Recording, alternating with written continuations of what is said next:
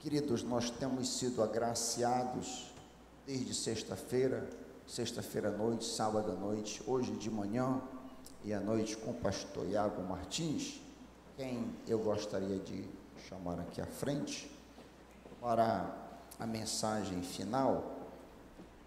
Meu finado pai dizia que tudo que é bom dura pouco, e com certeza nós desejaríamos muito mais.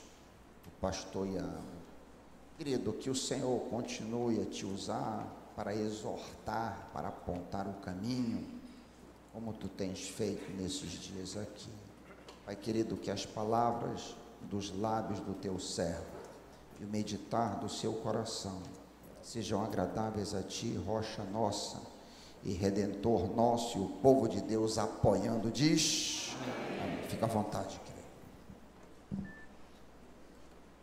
Boa noite a todos.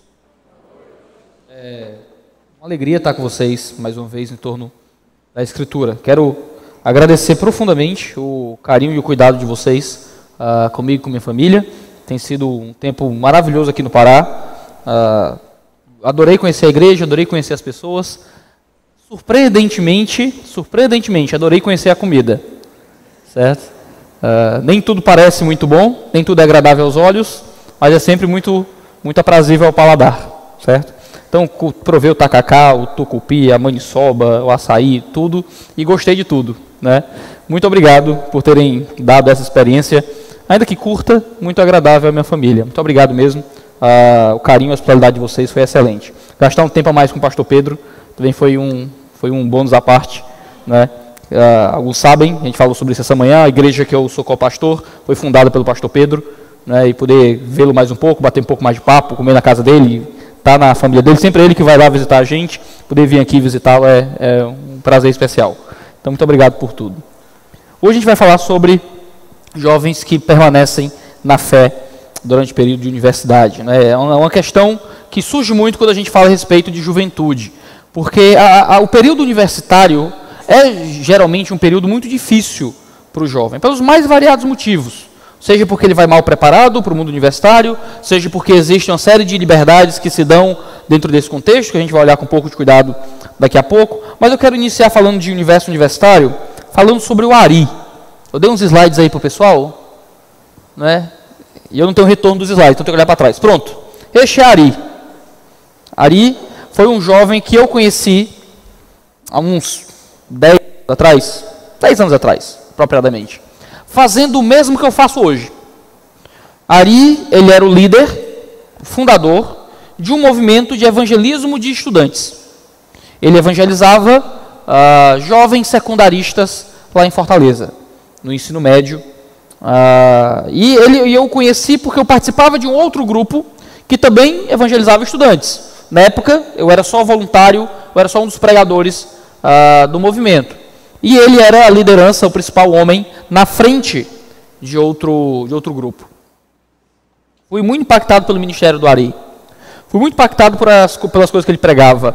Fui muito impactado pelo cuidado dele com o grupo de jovens. Eu perdi contato com o Ari. Eu segui a vida, o Ari entrou na universidade, seguimos vidas diferentes, eu não era próximo dele, e eu nunca mais tive contato com o Ari. Eu só fui ter contato novamente com o Ari numa segunda foto, que vai aparecer aí. Essa foto. Tem uma tarja aí por um motivo, porque o Ari está nu. E o Ari está nu, essa é uma foto que eu tirei de uma notícia, lá em Fortaleza. E se você reparar nessa imagem, você tem um crucifixo numa cadeira, você tem o Ari nu, em um ambiente que parece da universidade. E é uma universidade. É a Universidade Federal do Ceará. Certo? E a notícia de onde eu tirei essa foto é essa. É a próxima aí. Ari Areia, ator e jornalista, o amor ainda choca mais que a violência, ex-pregador evangélico, que deu beijo gay no horário eleitoral e se abriu para as religiões afro-brasileiras, está em cartaz no Rio até dia 23 com Caio e Léo. Foi quando eu voltei a ter contato com o Ari e descobri o que é que tinha acontecido com o Ari. E o Ari Areia, hoje foi candidato a vereador pelo PSOL, lá em Fortaleza, ele entrou na universidade e virou outro tipo de pessoa. Espero não ser preso por mostrar essas fotos, mas eu tirei tudo isso de notícia, certo? Está tudo na internet, tudo imagem de divulgação que ele mesmo forneceu. E o Ari Areia participou de uma polêmica muito séria, porque ele apresentou uma peça na Universidade Federal do Ceará, em que ele nu, ele colocava uma agulha no próprio braço e derramava do próprio sangue sobre um crucifixo e coisas assim. E havia todo um imaginário, uma representação que aquilo significava e coisas assim. Eu não quero entrar nisso. Mas o que foi que aconteceu com Ari e Areia? Não é? A última foto que eu vou mostrar é só um comparativo muito simples entre os dois. O que é que fez com que um rapaz saísse daqui e fosse para cá? Não é? Num intervalo de tempo muito curto, durante os anos de universidade. Ele não era só crente, ele não era só um bom membro da igreja, ele era o líder de um movimento de evangelismo em escolas. Ele dava a cara a tapa para pregar o evangelho diante de uma comunidade hostil. E durante o tempo de universidade, ele sai de ser um pregador do evangelho, da Assembleia de Deus, para se tornar o primeiro homem a dar um beijo gay na campanha eleitoral, a participar de peças nu pelo Brasil, a ser candidato por um partido como o PSOL. Não é? O que aconteceu com Ari e Areia? É a pergunta que eu quero responder basicamente hoje.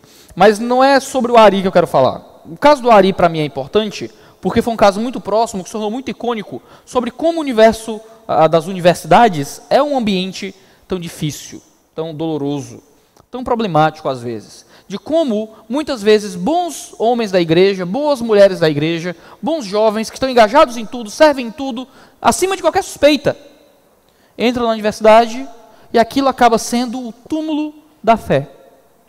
E acaba sendo um ambiente para revelar aquilo que já havia, muitas vezes, escondido no coração. A gente tem uma doutrina muito sólida sobre como a salvação se dá. A gente sabe que Deus é soberano sobre a salvação. A gente sabe que Deus é quem concede arrependimento ao coração. Mas existe uma série de fatores humanos que a gente muitas vezes não consegue conciliar bem com a ideia de soberania de Deus, que são o instrumento que é usado pelo Satanás para matar aquilo que parecia existir no nosso coração. Deus nos persevera na fé através dos conselhos para que perseveremos na fé. Quando a gente lê Hebreus, por exemplo, existe uma série de advertências que o livro de Hebreus traz para que a gente não abandone a fé. Eu não acredito que um crente genuíno abandone a fé. Você pode ter uma teologia diferente da minha. Eu acredito que uma vez que alguém é salvo, Deus o mantém salvo. Deus o transforma cada dia em direção à salvação. Mas Deus faz isso através de nos advertir a permanecer na salvação. Deus faz isso através de nos apontar as coisas que são deletéreas para a nossa salvação. Dizer que Deus nos mantém na fé, de que Deus é quem nos sustenta e de que um crente genuíno não abandona o cristianismo de fato, não é dizer que isso acontece não importa o quê. E que isso acontece apesar do nosso esforço em permanecer na fé. Deus nos mantém na fé, nos fazendo perseverar na fé. Deus nos mantém na fé, nos alertando aos perigos das coisas que são prejudiciais à fé. Deus nos mantém a fé com alertas, e alertas sérios sobre os perigos do pecado. Quando a gente olha para o universo que está à nossa volta, para o mundo que nos rodeia, a gente está diante de várias coisas que são prejudiciais à nossa fé. E eu quero dar basicamente 3 conselhos a respeito da vida na universidade.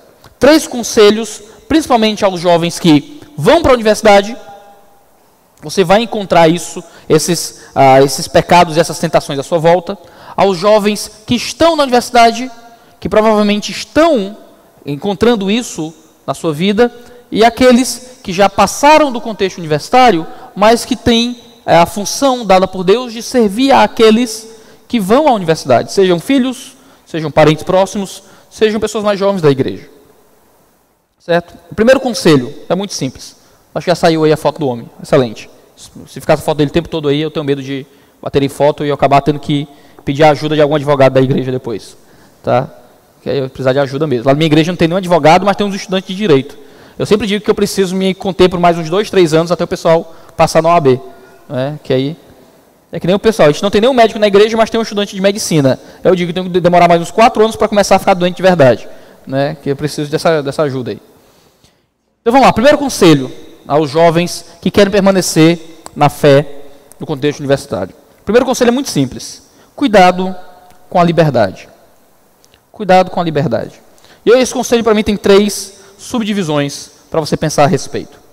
O contexto universitário é, em primeiro lugar, um ambiente de liberdade relacional. Você está em um local menos fiscalizado do que um ensino médio, menos fiscalizado que o grupo de jovens ou a sua própria família. Você está diante de possibilidades de relacionamento muito distintos daqueles que você geralmente teve na sua vida. Quando você entra na universidade, brilha aos seus olhos um fruto do pecado que é agradável aos olhos, que parece aprazível ao paladar, chamado relacionamentos. E muitos relacionamentos se dão no contexto universitário.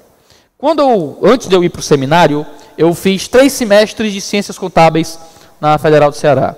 No terceiro semestre, terminei o terceiro semestre, larguei tudo para ir para o seminário. Eu tenho um amigo um pouco brincalhão, que disse que se eu queria ser pastor, eu estava no curso certo, de ter continuado com contabilidade, né, que aí me dava bem, né, como pastor. Apesar da brincadeira de mau gosto, né, que zomba do que os pastores fazem, muitos pastores fazem hoje em dia, eu achei que ir para o seminário estudar teologia ia ser mais útil para o meu ministério do que aprender a fazer caixa 2. Né? E fui lá. Eles ensinam mesmo isso. No primeiro semestre me ensinaram como é que faz um caixa 2. É isso que você aprende na universidade, certo? De contabilidade. Mas os relacionamentos sempre foram uma coisa que brilharam diante de mim. Porque existe uma possibilidade muito grande de atuações relacionais no contexto universitário. Existem grupos diferentes, existem atividades muito diferentes. E as relações muitas vezes afetam você. Muitas vezes a gente acredita que nós só aprendemos coisas por assimilação intelectual. Geralmente dizem assim, crente assistindo novela, que coisa absurda. No meu tempo de Assembleia de Deus me diziam sempre isso. Crente não vê novela, porque novela só ensina o que não presta. E eu ficava pensando, mas pastor, pelo amor de Deus, eu aprendo na igreja que não pode adulterar, não pode roubar, não pode fazer nada. Aí eu vou ver num filme a pessoa fazendo e vou fazer? Eu não sou doido não, pelo amor de Deus. Né? E com o tempo eu comecei a perceber que a grande questão não é que nós só aprendemos pelo que dizem.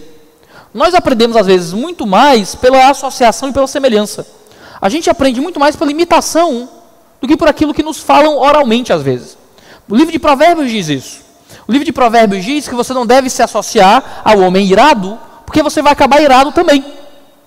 O que é que o texto está dizendo? É que o homem irado vai dar uma grande palestra a favor da ira, você será convencido intelectualmente e vai começar a se irar? Não.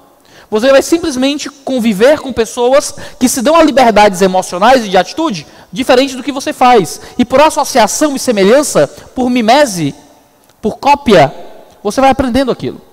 O seu comportamento vai sendo transformado pelas pessoas com as quais você se relaciona.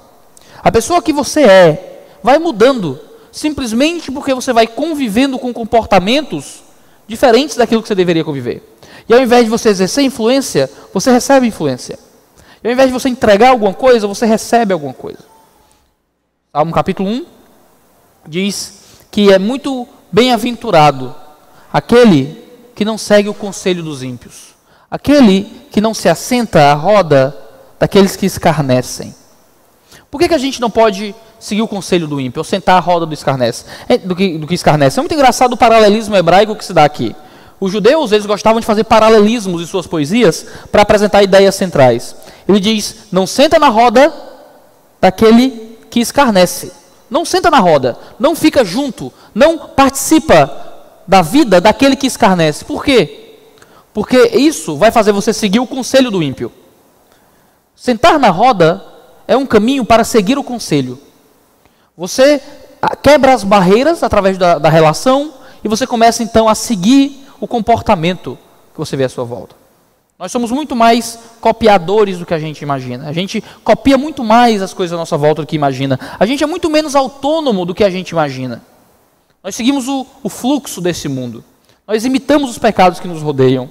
E maus relacionamentos podem muitas vezes ser um instrumento para acabar com a sua fé. A gente diz, mas Jesus andava com pecadores. Né? Agora, a linha que divide você ser amigo de pecadores, como Jesus foi, e você assentar no conselho dos ímpios, como o Salmo condena, às vezes é muito tênue. E às vezes, ao invés de você ser um instrumento para a transformação daquele que é ímpio, você acaba sendo nada mais do que alguém que se deixa influenciar por aquele que é ímpio. Eu tenho muitos amigos descrentes. Eu me coloco em situações que muitas vezes não são muito recomendadas. E eu posso me dar certas liberdades que muitas vezes eu acho que outros jovens da igreja não podem se dar.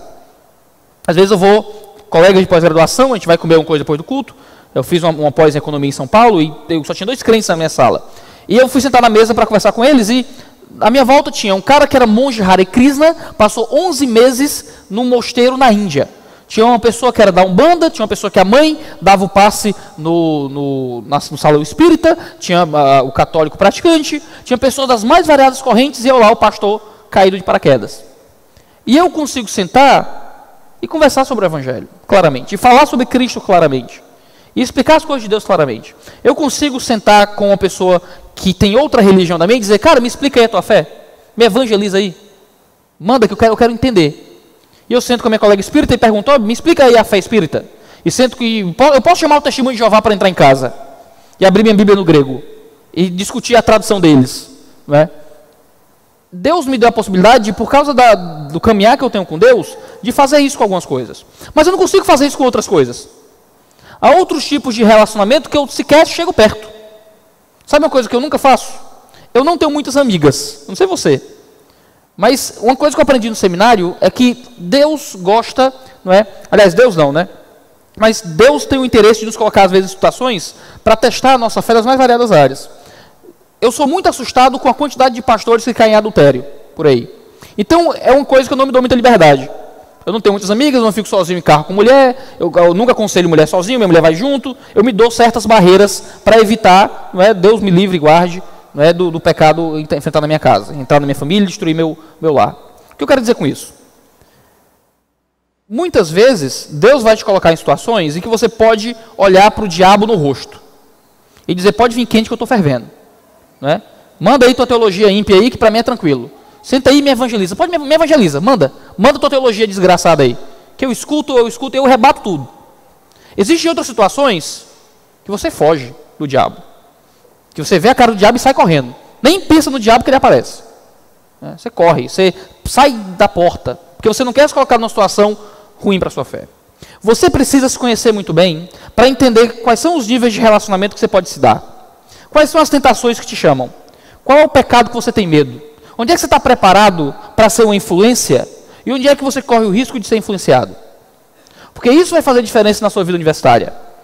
Não só para os universitários, mas em qualquer área da sua vida isso vai fazer muita diferença. Onde é que você pode sentar com eles e dizer, senta aqui, vamos conversar, vamos ter uma conversa comum a respeito das coisas da vida, eu sei que eu não vou ser influenciado, eu sei que eu posso transmitir algo do Evangelho. Onde são as áreas que você tem que se levantar e ir embora? Qual é o seu limite? De onde é que você não passa da porta? Porque os relacionamentos muitas vezes são instrumentos do diabo para nos tirar de um caminho de maturidade na fé. Existe uma segunda liberdade, que é a liberdade intelectual. E o ambiente universitário é um ambiente em que você se dá novas liberdades que o mundo, né, o mundo quer transmitir a você, mas que não convém a alguém que foi transformado pelo Evangelho. Se você chegar na igreja dizendo que você não acredita mais que Jesus é Deus, seus pastores vão ficar preocupados. Se você chegar na igreja dizendo que agora você acredita no livro de Mórmon, ou que você crê em reencarnação, é possível que o seu professor da escola dominical lhe ajude, abra na Bíblia e lhe dê algumas instruções. Chega para o seu pastor e pergunta, e diz que agora você está crendo no materialismo histórico, que você está seguindo ideias keynesianas na economia, que agora você crê na filosofia lacaniana, ou que você agora é seguidor da filosofia de Kant. E o seu pastor vai dizer quê? Eu diria que, não estou dizendo que não. O seu pastor é doutor, é arriscado ele saber todas essas coisas, mas geralmente na minha igreja eu tenho algumas dificuldades. O jovem chegou para mim e disse, pastor, eu estudo psicologia e eu estou enfrentando essa e essa dificuldade, eu escuto essa visão, qual é a certa? E a resposta mais profunda que eu consegui dar foi, sei lá, eu não faço a menor ideia. Eu sigo Lacan, Freud, teoria cognitivo-comportamental, e eu disse, eu sei lá, meu filho, resolve aí os teus problemas, porque eu estou brigando com os problemas teológicos do século XVI. Né? O jovem estuda economia, o jovem estuda linguística, e ele pergunta, pastor, o que é que você acha do pós-construtivismo? O que é que você acha das ideias de Derrida? E o pastor fica desesperado, porque ele só estudou grego e hebraico, fez um estudo bíblico lá sobre a hermenêutica de Isaías, e agora ele está diante de uma série de dificuldades em áreas que ele não tem informação. Que às vezes as pessoas da igreja não têm estudo naquilo. E você se sente muito confortável com o tipo de liberdade acadêmica que o mundo universitário dá, de forma que você não percebe muitas das heresias públicas que existem. Porque existem teologias em conflito. Existe um duelo de deuses no ambiente universitário. E que você escuta algo a respeito do homem na igreja, e outra coisa a respeito do homem é dito na universidade. Você escuta algo a respeito do propósito da existência na igreja, e outras coisas são ditas no ambiente universitário. Mas como é dito como psicologia, é dito como antropologia, é dito como economia, é dito como hermenêutica jurídica. E você acha que você pode comprar o pacote. Você acha que pode seguir aquela ideia. Porque é outra coisa. Tem a igreja, tem teologia, está aqui numa caixa, e tem as outras áreas que estão aqui em outra caixa. E a gente cria uma dualidade na existência. A gente particiona a vida, e a gente não entende que tudo é um todo integrado. De que a gente cria disciplinas unicamente para poder facilitar o nosso estudo. Mas a realidade de Deus é uma só. E a realidade de Deus sendo uma só, a teologia toca em todas as áreas. E muitas vezes, aquilo que você aprende na universidade é nada mais do que heresia. É falsa doutrina. É mentira a respeito de Deus e do homem. Mas muito bem disfarçada como ciência. Muito bem disfarçada com citações de autores do século XVIII. Muito bem disfarçada como nada mais como perspectivas sociais. E você acaba seguindo ideias completamente avessas à fé. Satanás não te leva fazendo você virar testemunho de Jeová, ou mormon, ou espírita. Satanás te leva fazendo você acreditar, às vezes, em ideias universitárias, a questões científicas, a coisas de filosofias da tua área do conhecimento. E você não percebe que muitas dessas ideias vão em completa oposição às coisas que você crê sobre Deus. As coisas que a Bíblia diz sobre o homem. A jovem chegou para mim, Larissa, dizendo que não entendia como conciliar psicologia com o cristianismo. Queria largar o curso de psicologia. É inconciliável. E eu não sabia nada de psicologia. Sabia nem o nome dos autores de direito. Eu disse, filha, é o seguinte, eu não sei nada desse negócio. Mas vamos fazer um trato. Eu sei de Bíblia. É o que se espera do pastor, né? Seja apto a ensinar. Tu vem com tua psicologia, eu venho com minha Bíblia, a gente bota os negócios para brigar aqui, e a gente vê onde é que a gente chega. E a gente tem que chegar em algum lugar. Tu vai jogando aí as ideias dos psicólogos, eu jogo aqui as ideias da palavra de Deus, a gente vê o que é que está certo, o que é que está errado, e tenta chegar em algum lugar junto. E graças a Deus ela continuou no curso, está no curso até hoje, se encontrou no curso. Entende melhor como conciliar as coisas. E a gente tem excelente conversa, e eu aprendo psicologia nesse processo, né? A grande questão é que, muitas vezes, os pastores não conseguem, não têm tempo, às vezes, de se preparar para esse tipo de coisa. Eu tenho sorte porque eu tenho uma pós-graduação em economia, eu entendo alguma coisa já de poder conversar com a moça lá sobre psicologia, mas surgirem 1 milhão de jovens com 1 milhão de posições diferentes, cada um em sua área do conhecimento, eu vou ter um problema muito sério. Tá? Porque é muito difícil conseguir desenvolver esse tipo de coisa. Mas você precisa se interessar. Se você é aquele que estuda, se você é aquele que está no curso universitário, você tem que se perguntar como a palavra de Deus afeta isso que eu estou fazendo aqui. Como a Escritura afeta o modo como eu me relaciono com a minha área do conhecimento. Porque a Escritura afeta. Porque a palavra de Deus muda o modo como você interpreta a psicologia. Porque a palavra de Deus muda a forma como você interpreta a hermenêutica jurídica. Porque a palavra de Deus afeta as suas visões sobre linguística.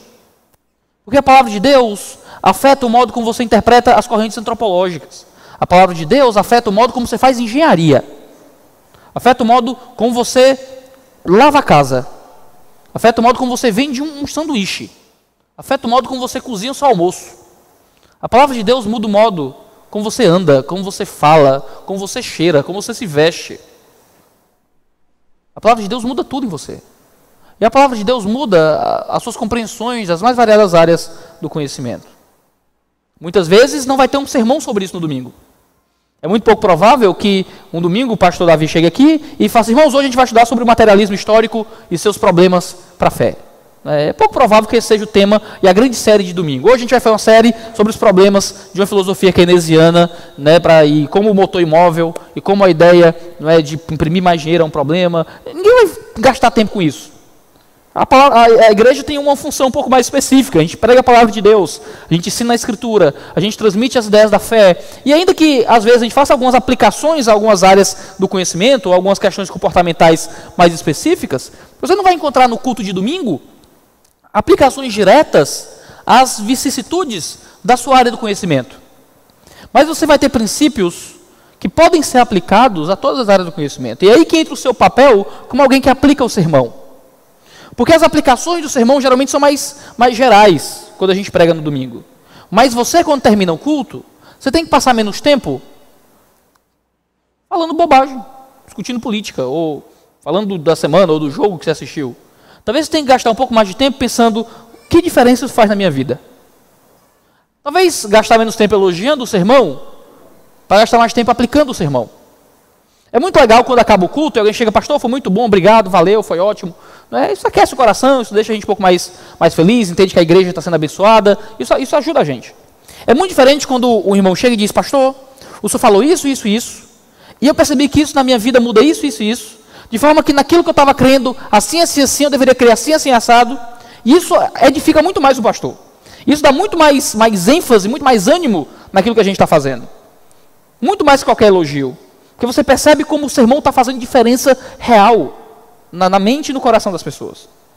É o nosso trabalho ouvir o que é pregado e aplicar o que é pregado para que nós possamos evitar os convites que Satanás traz através das liberdades intelectuais do mundo universitário.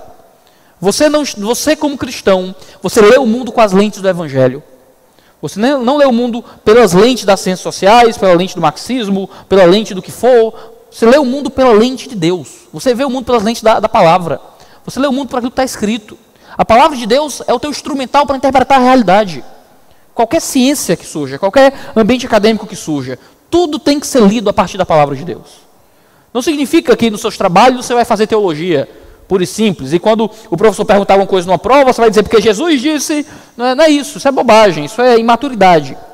Mas você vai observar as coisas a partir de um todo integrado da Escritura. Você vai fazer cosmovisão cristã. Vai tentar ler o mundo a partir daquilo que a palavra de Deus diz. Para que você possa se encaixar nesse mundo caído de forma inteligente e se proteger daquilo que Satanás muitas vezes diz de forma bem disfarçada no universo acadêmico. A terceira liberdade é o problema da liberdade cósmica. O ambiente universitário apresenta todo um plano de redenção. Apresenta todo um plano de salvação, de propósito, de esperança, de razão para viver. O ambiente universitário te apresenta utopias das mais variadas. Te apresenta soluções para todos os problemas humanos. E coisas que apenas a palavra de Deus deveria ser a solução, a gente acaba encontrando substitutivos para isso dentro de falas das mais variadas. Existem planos de redenção no universo das faculdades, dos cursos universitários. Para prestar atenção. E repara se o que muitas vezes acontece nas aulas não é um culto.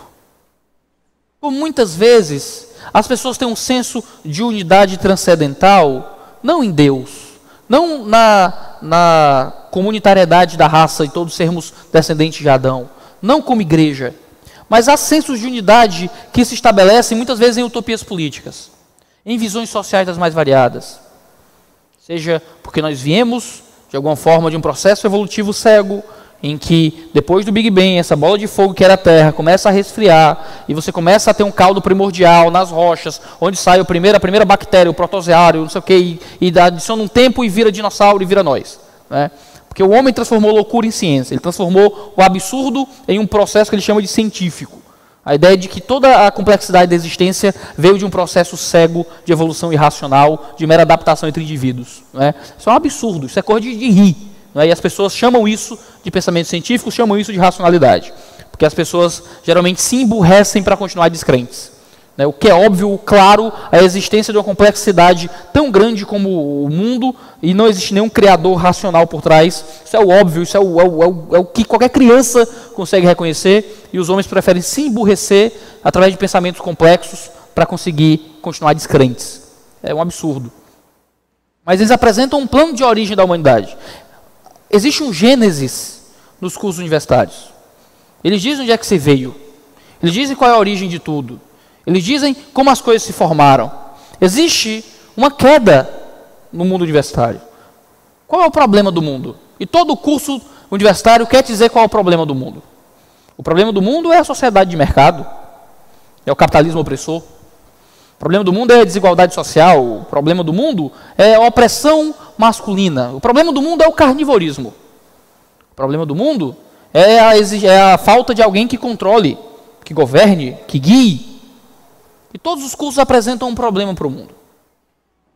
Eles têm uma queda, um lapso, uma rubris, como diziam os gregos. Todo curso apresenta qual é o problema da existência. E por apresentar o problema da existência, os cursos apresentam uma redenção. Qual é a solução para os problemas do mundo? E essa solução é apresentada das mais variadas formas nos cursos universitários. A solução, então, é a tomada violenta dos meios de produção. O estabelecimento de um governo total que controle tudo, para que então nós possamos suplantar a existência de um governo e viver em uma sociedade anárquica, sem mercado, sem propriedade privada, em que todos serão lindos e felizes, onde não existirá mais nem inveja no coração. Estou citando uma professora do Ceará. Um colega comentou que a professora dela disse que quando o capitalismo acabasse, nunca mais existiria inveja no coração humano. Como se a inveja não fosse um problema interno e moral, como se a inveja fosse um problema externo. Porque nos cursos universitários, muitas vezes, o problema do homem não está no homem. O problema do homem nunca é interno, nunca é um pecado que está no coração dele, sempre é alguma coisa de fora que leva o homem ao pecado. Porque a queda só aconteceu fora, a redenção só acontece fora. Então, se a gente acabar com as intervenções governamentais, se a gente acabar com o Estado, se o mercado governar tudo, se a gente tiver liberdade econômica, então o homem vai alcançar o máximo de suas possibilidades, viveremos num grande mundo perfeito, né, de Mises e de Friedrich Hayek, em que tudo será resolvido pelas trocas livres da economia. Quando o homem se libertar e encontrar sua emancipação, quando o homem vencer os padrões heteronormativos, quando os homens finalmente conseguirem entender que os animais não podem ser mortos e que a gente tem que se alimentar de vegetais, e todo mundo tem uma solução para o problema. E a solução sempre é boba, sempre é uma coisa muito, muito específica, sempre é só parte de alguma questão maior. Existe um apocalipse na universidade. Existe uma escatologia, há uma visão do futuro. As utopias políticas muitas vezes não são nada mais do que uma tentativa de solucionar um anseio que é religioso. Muitos teóricos falam sobre o período da Idade Média e pós-Idade Média, depois do Iluminismo, né, lá pelo século XVIII, dizendo que o cristianismo ele era muito influente na sociedade europeia, de forma geral. E existia um anseio milenarista muito forte no coração dos indivíduos. Ou seja, eles acreditavam em um milênio que viria de um reino perpétuo, de Deus reinando na terra, de tudo sendo mais belo. E esse era um anseio que existia no coração dos homens. Mas o cristianismo começou a declinar como religião. Ele permaneceu só como cultura. A resposta cristã não mais convencia. A ideia de um reino que viria da parte de Deus. Mas o anseio cristão ainda estava lá. A ideia da formação de uma sociedade melhor e perfeita. Os anseios políticos do iluminismo e do pós-iluminismo vieram justamente para saciar um anseio que era religioso. E agora a gente não tinha mais uma escatologia, uma visão do apocalipse.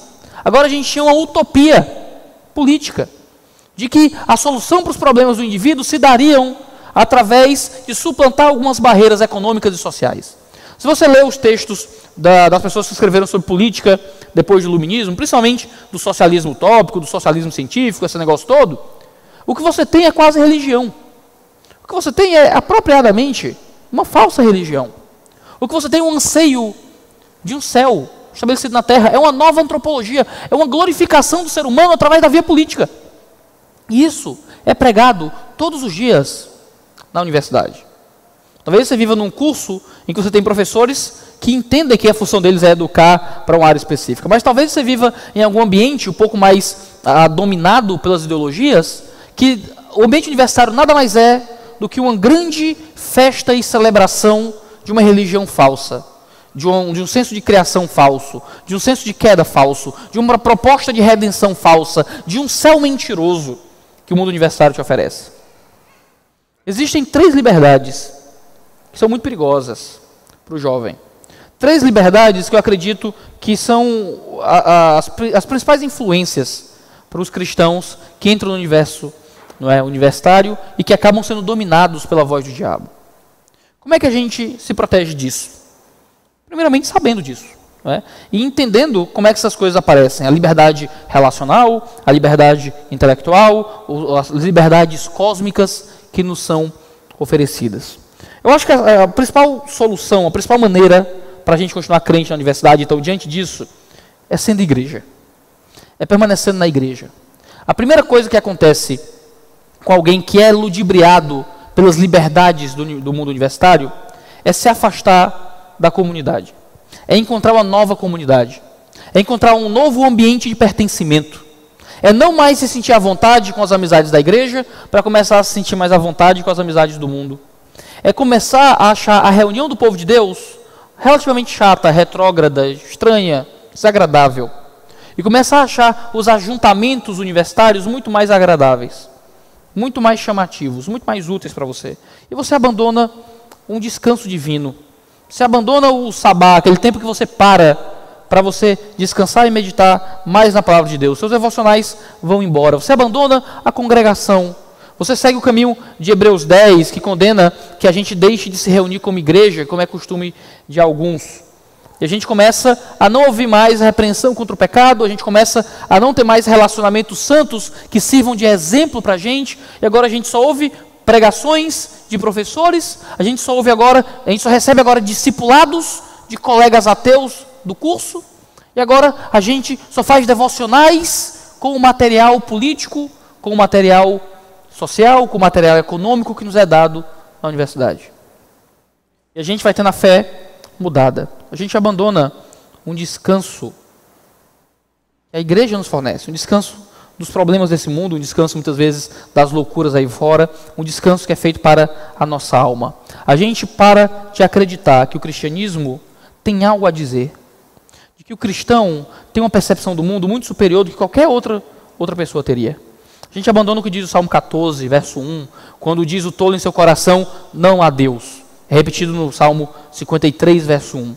Só o tolo diz no coração que Deus não existe. É só o tolo. O seu professor, os gurus do ambiente universitário, eles podem crer no que eles quiserem. Eles podem ter doutorados na França, eles podem ter publicado artigos qualizar na Europa. Se ele não acredita em Deus, ele é um tolo. Ele é bobo. Ele é meio bocó. Ele é meio variando das ideias. Ele pode ser quem ele for. Se ele consegue olhar para este universo complexo criado pelo Deus, se ele consegue olhar para as complexidades à nossa volta, se ele consegue observar a grandeza do ser humano, ele acredita que isso não veio de uma força criativa, ele é biruta. Ele é biruta. O homem pode ser muito inteligente em várias coisas, mas se emburrecer quando as coisas são relacionadas ao reino de Deus. Provérbios 9:10 diz que o temor do Senhor é o princípio da sabedoria, que o conhecimento do santo é o entendimento. Não é o seu látis que diz que você é inteligente ou não. É o conhecimento de Deus que é o conhecimento que importa. É a sabedoria a respeito do Senhor que importa de fato. Não importa quanto você pontue para CAPES, se você não tem um coração dado a Deus, você não é academicamente racional. Você é ilógico, você é tolo, você é burro. Você é burro. Se você foge da pessoa do Senhor, se você não tem sua mente submissa a quem Deus é, você pode ganhar o elogio dos ímpios, mas abandonar o elogio de Deus. Provérbios 15:33 diz que o temor do Senhor ensina sabedoria. Mateus 16 fala que os saduceus e os fariseus se aproximavam de Jesus pedindo sinais, pedindo provas de que ele era realmente o Messias. E Jesus diz que não daria prova porque o problema deles era no coração. Que o problema deles é que eles eram uma geração má e uma geração adúltera pedindo um sinal. E sinal nenhum seria dado. Porque o problema deles não era falta de argumento, de poder de convencimento de que ele era o Cristo. O problema deles é que eles odiavam Deus. E porque odiavam Deus, não estavam dispostos a se submeter àquilo que era realmente racional. O problema do homem da universidade não é só um problema de mente, não é falta de argumento para Deus. O problema muitas vezes do mundo universitário são corações que odeiam Deus e que porque odeiam Deus, torcem toda a verdade pela mentira. É isso que Paulo diz em Romanos 1, principalmente a partir do verso 18, até ali pelo verso 25, que a ira de Deus se revela contra os homens que por causa de seus corações insensatos, dizendo-se sábios, tornaram-se loucos. E torceram e trocaram a verdade de Deus pela mentira, ao ponto de adorarem coisas criadas ao invés de adorarem o Criador. 1 Coríntios 1, 1 Coríntios 2, 1 Coríntios, principalmente no final do capítulo 3, diz que aquilo que os homens chamam de sabedoria é loucura. E que aquilo que muitas vezes os homens chamam de loucura é a verdadeira sabedoria, o verdadeiro conhecimento. De que nós temos hoje a mente de Cristo. Se nós recebemos o Espírito Santo, nós recebemos também a mente de Jesus. Nós temos uma compreensão mudada, de forma que a gente a tudo discerne, a tudo a gente entende. Isso significa que se você permanece na igreja, se você permanece crente, você permanece com Cristo, você se aprofunda na palavra de Deus, você tem a melhor ferramenta possível para destronar o reino intelectual de Satanás. Às vezes não precisa de muita coisa. Às vezes não precisa de muita coisa, porque o problema do homem sem Deus não é complexo. Às vezes o que você precisa é de escola dominical. E você leva para o seu professor que tem um PhD na França, uma coisinha que você aprendeu na EBD no domingo, e ele fica maluco, sem saber te responder. Porque o problema do homem sem Deus é de completa burrice. Minha esposa tem muitos testemunhos a respeito disso, eu não vou contar, você pergunta para ela depois, não é? Mas ela contando várias vezes sobre como no mestrado em educação na Federal do Ceará, vários debates acalorados sobre 1 milhão de coisas, e ela contava uma coisa boba que ela ouviu na EBD, coisa mais simples do mundo da palavra de Deus, que criança concordaria. E a sala dizia, meu Deus, que coisa, nunca havia pensado por esse lado, nossa, mas que visão profunda a respeito das coisas. Porque o problema do homem sem Deus não é difícil. Paulo diz que no último dia, os homens não iam ser enganados por pensamentos extremamente complexos. No último dia, os homens seriam enganados por fábulas, por mitos, por lendas. O problema do homem sem Deus é que ele crê em Saci Pererê. Não é que ele crê em questões realmente complexas. O problema do homem sem Deus é simples. Ele odeia a fé. Chesterton dizia que o problema de parar de acreditar em Deus não é que você passa a acreditar em nada, é porque você passa a acreditar em qualquer coisa. Estava conversando uma vez com um rapaz na universidade e eu tentei convencê-lo de que Jesus era o nosso Salvador, e ele cria que Jesus havia existido. Ele não acreditava em Deus, ele não acreditava em Cristo. Cristo era uma invenção. Tentei conversar e nada. Ele dizia que crer em Deus, crer em Cristo era coisa de gente burra, de gente tola, de gente crédula. Eu tentando convencê-lo, 15 minutos depois ele estava tentando me convencer de que existiam sereias. E eu fiquei pensando que Chesterton é muito inteligente. O cara abandona o cristianismo, sabe o que ele faz? Ele começa a seguir alguma religião afro. Ele abandona o cristianismo e começa a seguir alguma vertente sincrética de alguma religião africana. Por quê? Porque ele foi chamado pela ideologia. O cristianismo é a religião dominante, é a religião que controla tudo, que todo mundo gosta, que é opressora. A religião afro ela é oprimida, as pessoas vão lá nos terreiros e quebram tudo. E eles começam a ter uma sujeição, até mesmo religiosa, dentro de um contexto de ideologia social. E o teu coração é completamente transformado pelas loucuras que te chamam no mundo universitário. Você precisa se proteger disso. Você precisa proteger seus filhos disso. Você tem que proteger seus jovens disso. Você precisa ter um coração apegado na pessoa de Deus, porque vão tentar enganar você todo dia. Vão tentar mentir para você todo dia. E se você não estiver relacionado com a igreja, se você não estiver ciente de como o cristianismo apresenta uma visão integrada e correta do mundo, se você não estiver dominando a palavra de Deus, você não consegue. O chamado para que jovens sobrevivam no mundo universitário e sejam úteis no mundo universitário é um chamado para sermos firmes na palavra. Os antigos puritanos diziam que um homem em pé, com a Bíblia na mão, é mais poderoso que exércitos. Um jovem que domina a sua Bíblia, um jovem que conhece a palavra, um jovem que não larga os seus devocionais, um jovem de joelho em oração, um jovem que luta contra o pecado, ele é mais poderoso que todo o ambiente acadêmico. Ele é mais poderoso que todo o DCE. Ele é mais poderoso que toda a hegemonia intelectual do seu tempo. Vocês conhecem a história da Diene? Vocês conhecem o quanto a igreja orou, o quanto eu orei. Eu não tive muito o que fazer, eu estava no Ceará, eu conversei com o marido dela, e eu pedi a Deus, ajuda aquela mulher. Quantas igrejas não fizeram reuniões de oração pela vida da Diene, para que Deus ajudasse? E o poder de Deus é maior do que o ambiente universitário. Você vai sofrer perseguição. As pessoas podem zombar de você. Tem um professor, vou encerrar com essa história, o tempo já está implacável ali na minha frente, mas tem um professor muito famoso em Fortaleza, chamado Dr. Glauco Barreira Magalhães Filho. Ele é professor da área de Direito na Federal do Ceará e é pastor. E ele fala contra aborto, ele fala contra casamento gay, ele coloca todas as pautas que a gente concorda como cristãos. E às vezes tem marcha que tem o nome dele, às vezes as marchas de protesto tem cartazes com o nome dele, fora Glauco, e dentro do ambiente universitário. Ninguém consegue mandar ele embora porque ele é muito bom. Ele é tão bom no que ele faz que ninguém pode mandar o cara embora. Ele é um concursado, como é que vão resolver ali? E os alunos chegam nele, novatos do direito, e dizem: professor Glauco, quando eu estiver na sua posição, eu vou fazer que nem o senhor. Quando eu estiver na sua posição, eu vou brigar que nem o senhor. Eu vou defender o cristianismo na universidade. E ele diz: vai não. Vai não. Porque eu estava brigando quando eu estava na sua posição. Se você for esperar ser alguém, ter poder e relevância para começar a brigar pela fé, você vai esperar tanto que a covardia vai fazer parte do teu DNA. Você vai esperar tanto que você vai se acostumar a ser covarde. E quando estiver na minha posição, você vai se vender, como vários outros professores evangélicos se vendiam. Eu vejo alguns jovens chegam para mim e veem que às vezes eu boto a cara a tapa, falo algumas coisas na internet, digo algumas coisas polêmicas, meu Deus do céu, né, como se o pior xingamento que você pode fazer para alguém é dizer que ele é polêmico. Acho que ninguém nunca leu Paulo na vida, né, nunca leu Jesus na vida. Dizem para pastor, um dia quando eu for pastor, quando eu, sei lá, for que nem o senhor, eu vou poder falar as coisas, escrever livros, né, reclamar do sistema, tá? Eu imito o Glauco, né, eu fico copiando o Glauco. Vai não. Porque eu estava pregando as coisas que eu prego hoje, antes de eu ser seminarista. Eu estava pregando o que eu pregava, e eu paguei caro por isso. Eu paguei caro por isso.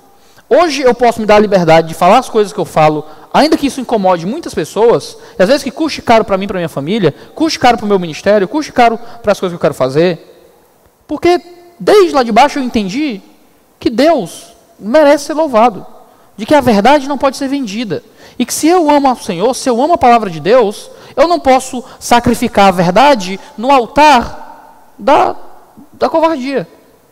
Como é que você pode dizer que quer honrar o nome de Cristo na universidade e você não tem coragem de se contrapor ao professor, porque você tem medo dele te marcar? Como é que você diz que é alguém que segue a Cristo e você não tem coragem de contrapor o seu orientador do mestrado? E você não tem coragem de apresentar um trabalho que é real com aquilo que você acredita? Por que é que você vende aquilo que você escreve, aquilo que você diz, as coisas que você acredita, para se dar bem da universidade? Mas quando eu me formar, aí sim. E aí não. Porque você vai passar 4 anos numa academia da covardia. Você vai ser um frouxo. Você vai ser um frouxo. Se você deixar que o ambiente universitário tire todo o brilho do teu coração, tire o sangue da tua alma. Nós estamos numa guerra, irmãos. Nós estamos numa guerra. E se você não for para a batalha, você morre. Chesterton também dizia que o homem de Deus, ele não batalha, ele não guerreia, porque ele odeia o que está à frente, mas porque ele ama o que está atrás. Nós vamos para uma guerra no mundo universitário, não porque nós odiamos as pessoas, mas porque nós amamos a verdade, porque amamos a Deus, porque amamos a fé. Paulo diz a Timóteo que no último dia, os dias seriam maus, seriam terríveis, e que ele seria diferente pregando.